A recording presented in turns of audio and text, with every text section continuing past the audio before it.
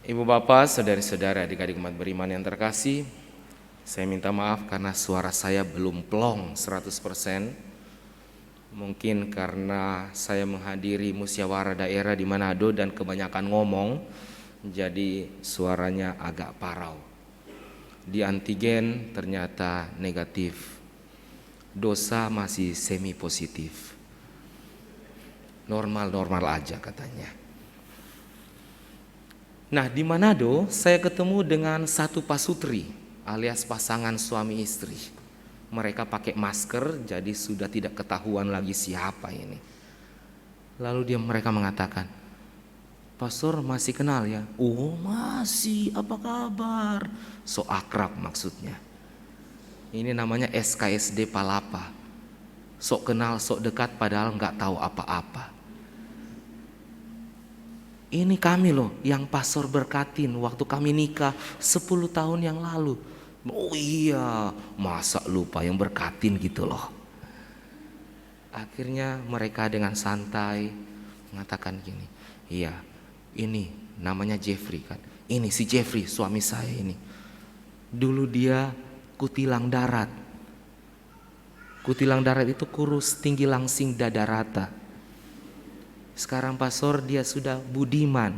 Budiman tahu? Bulat di mana-mana." Jeffrey balas, "Pastor, ini Siana, nama istrinya. Dia dulu hitam manis. 10 tahun menikah, manisnya sudah hilang, hitamnya tetap bertahan." Gitu.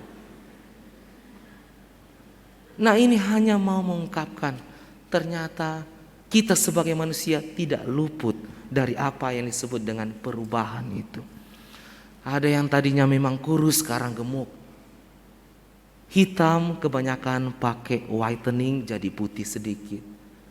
Konglomerat karena pandemi jadi kongmelarat.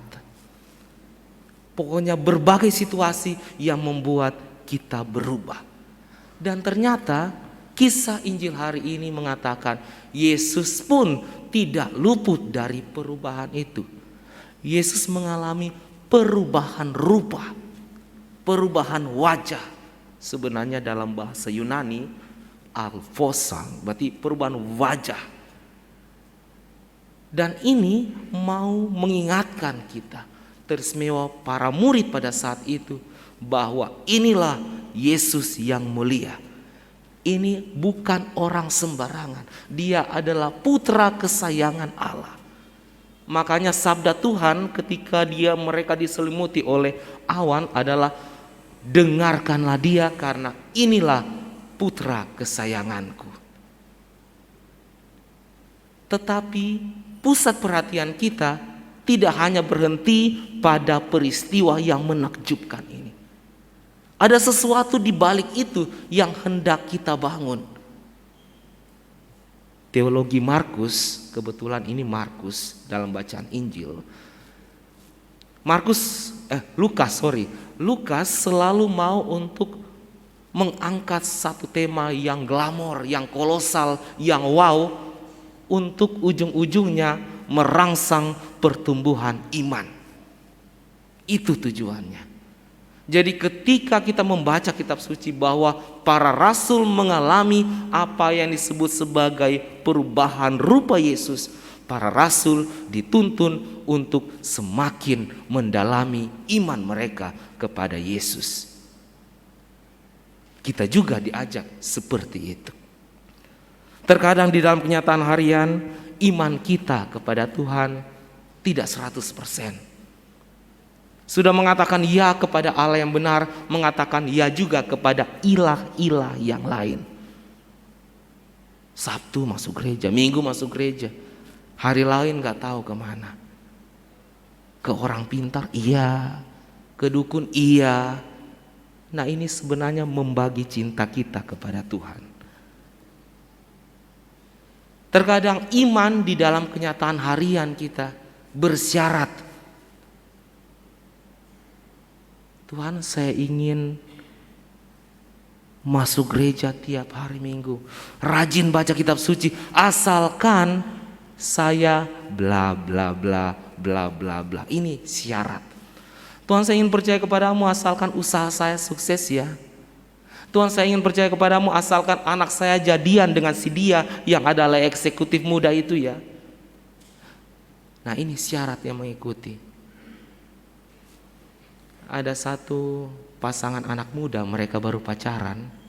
Mereka bilang gini, Tuhan, 6 hari lagi malam minggu, malming gitu loh, kami akan setia kepadamu. Dan saat pengucapan janji pernikahan nanti, kami akan setia beriman teguh kepadamu. Asalkan anugerahi kami Tuhan, cuaca yang romantis, puitis, teletabis.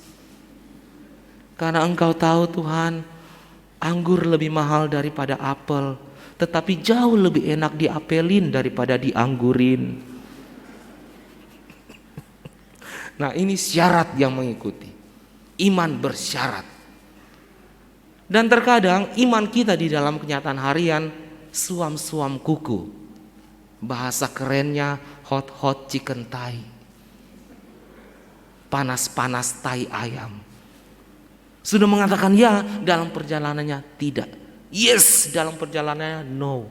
Haleluya, puji Tuhan. Dalam perjalanannya haleluya, puji hantu. Dan ini yang terjadi, sadar atau enggak sadar.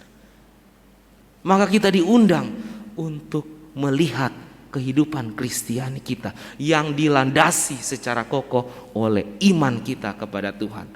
Iman yang tidak terbagi, iman yang tidak bersyarat, dan iman yang tidak suam-suam kuku. Maka tidak berlebihan untuk mengajak saudara dan saya mau menjadikan masa hidup ini sebagai masa persiapan. Saya baru pertama kali misa di Mamajang dan saya anggap ini misa pertama. Saya begitu tabisan, tugas pertama saya di Pontianak. Di Pontianak iklim Mandarinnya itu kental pakai bingit. Hari pertama saya menghadap uskup, uskup bilang, Givan, kamu belajar Mandarin. What? Mandarin. Aduh. Jadi saya sebagai imam muda, oke, mantap Bapak Uskup. Padahal dalam hati, waduh, bagaimana ini? Ya sudah, saya belajar Mandarin. Nah itu kan 4 penekanan, tetapi salah penekanan, salah arti. Pokoknya pakai tisu. Kalau belum kesana tuh tisu itu betul belum berhasil. Itu sampai liur udah ikut itu ke sana. 2 minggu saya belajar Mandarin, saya menyanggupi untuk pimpin misa Mandarin.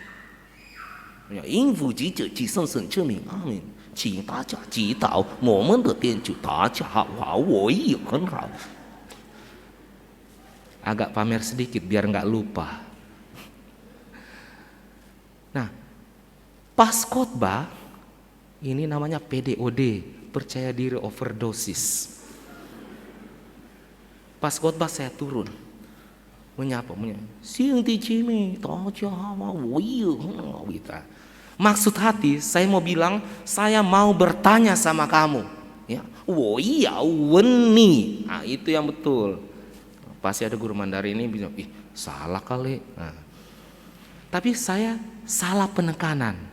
Nah, penekanan yang salah juga arti. Saya bilang, wen berarti cium, berarti saya mau cium kamu. Aduh. Makanya ibu-ibu yang duduk di deretan paling depan sudah duduk dalam kegelisahan tak beraturan. Ini ngapain ini Romo mau cium segala? Saat itu saya sadar, ternyata persiapan selama 2 minggu masih kurang. Apa yang saya perjuangkan selama 2 minggu belum memadai. Jangan sampai saudara seperti saya. Apa yang kita lakukan selama perjuangan kita di dunia ini, jangan sampai begitu tiba saatnya nanti kita didapatinya belum siap. Apa yang kita perjuangkan belum memadai. Maka pastikan bahwa kita adalah pribadi-pribadi yang mau menggunakan masa hidup ini sebagai masa persiapan. Sehingga bila tiba saatnya nanti, kita didapatinya setia untuk melakukan apa yang dikehendaki Tuhan untuk kita lakukan. Kalau itu yang terjadi, maka sepasti kebahagiaan kekal, sukacita sempurna, mahkota surgawi menjadi genggaman kita. Selamat hari Minggu, Tuhan memberkati.